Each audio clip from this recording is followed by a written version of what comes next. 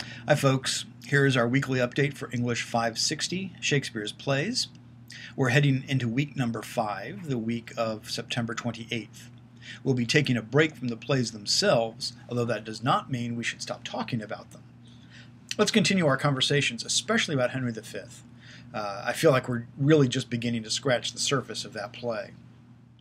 But our main focus this week should be on Rex Gibson's book, Teaching Shakespeare. I'll ask you to read the first 3 chapters, which lay out the basic ideas of the book and provide an overview of some of the most popular methodologies that critics have been using to analyze the plays.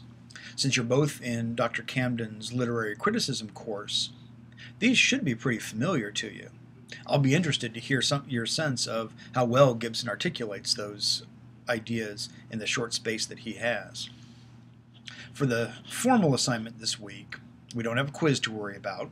Sorry about that. I'll give you a bit more direction for your formal response blog to get our conversation started. I'll post 2 questions for you to discuss. One will simply be, what was your own exposure to Shakespeare in your K-12 experience? What plays did you read? What did you see?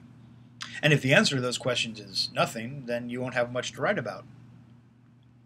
The other question will be to ask you to pick up one of those critical perspectives that Gibson talks about in Chapter 3 and talk a little bit about its value as a tool to explore one of the plays that we've already read thus far this semester.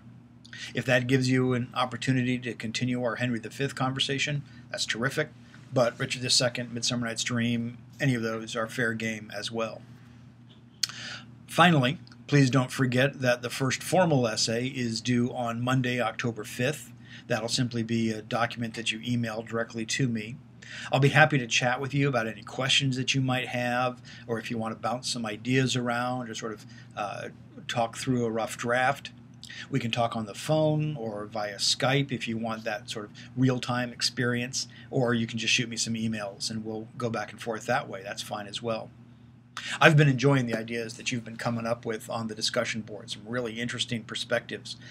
So I'm excited to see what you come up with for the formal essay as well.